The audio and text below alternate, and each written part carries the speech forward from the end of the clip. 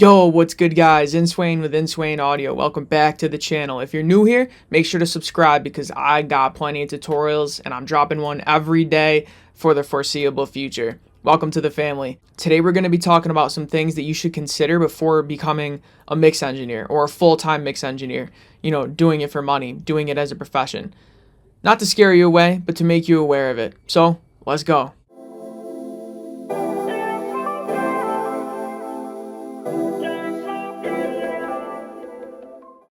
Okay, the first thing that you're going to want to consider, before becoming a mix engineer as a profession is, are you okay with working long and typically unusual hours?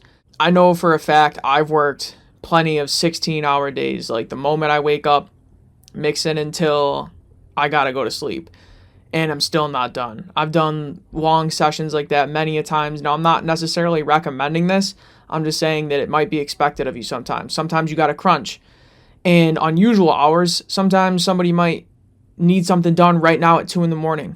And that's the only time that you're going to get that job. Or, there's so many examples of strange things like this happening. And you don't have to do it. You can set limits, but there's always going to be someone that's not, and they might get ahead of you because of it. So you have to consider, are you willing to do this? And if you're not, that's okay. You can still make it happen, but you need to consider these things. Being a mixing engineer, a lot of times can be a thankless job. Of course, a lot of times you can get a lot of praise, which can also get to your head too and be a bad thing, but a lot of times it's a thankless job. You might do an amazing mix for a client and not even hear back from them. That might be their sign of approval, as they didn't hit you with any revisions.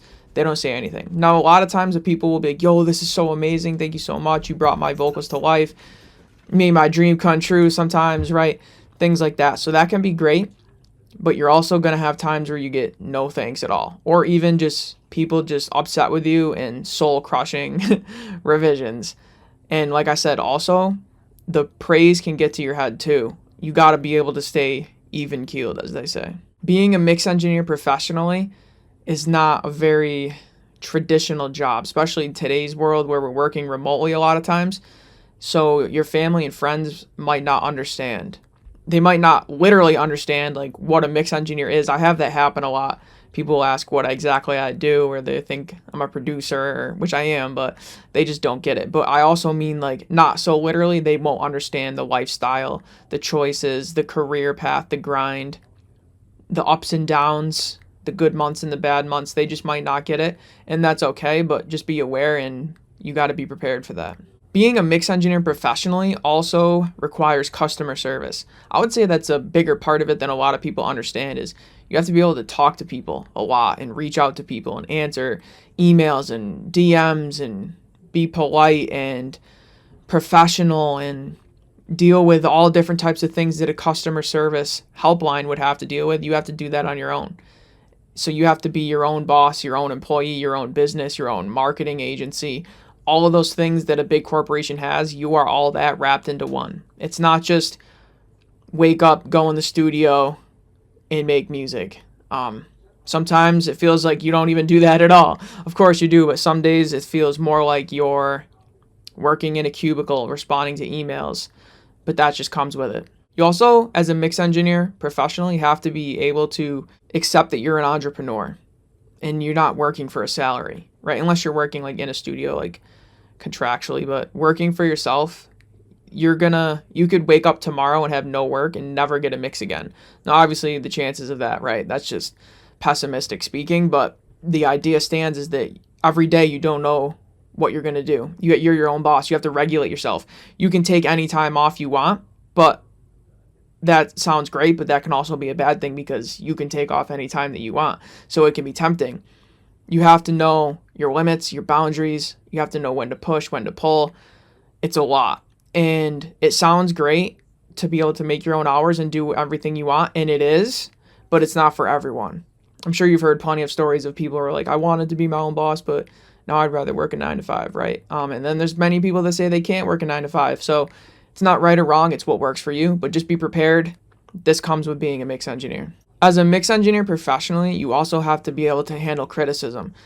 Whenever you get revision notes, it's not the person telling you that they hate you and they want you to die and you're not worthy as a human. They're just asking you to turn the snare up. Just serve the client. It's very hard to not take things personally, but you have to. Now, of course, you always want to take note of what your notes are, so to speak, right? And make sure you're improving. And if you're like, I always get this revision a lot, maybe that's my fault, right? You always want to self-reflect and improve, but don't take things too personally and be able to handle some criticism, because trust me, no matter how good you get, even the top engineers in the world, very famous, they're getting denied mixes, or they're getting chosen in a mix shootout, or sorry, someone else is getting chosen in a mix shootout over them. So it's all taste. So remember that it's all part of the game. You're going to get told no, you're going to get told you're not good enough. You just have to deal with it and get better. Also, as a mix engineer, you might have to be willing to work for free. I've talked about this in other videos. I think it was like my mixing journey, how I became a mixing engineer. But a lot of people in their trajectory of becoming a mix engineer is it's a lot of working for free to begin with, whether it's for yourself and or for other artists, in order to build up that clientele, or to build up that portfolio, or even to build up the skills and the know-how to maneuver in the industry. It's going to require, in a lot of cases, a lot of free work. Some people work for free for years in the hopes that one day they'll be able to make half a minimum wage off of music. And are you willing to sacrifice that and take that risk and take that chance? Or would you rather go a more traditional path? Neither one is right or wrong. Neither one is cool or uncool. The only thing that's cool is that you're doing what works for you and that you actually love it. And if that's the case, and you've watched through this and you've heard all this and you're like, I still think I could do this and I want to do this, you're the type of person that's made for this. So I'll see you out there mixing. Inswain with Inswain Audio, guys. Peace.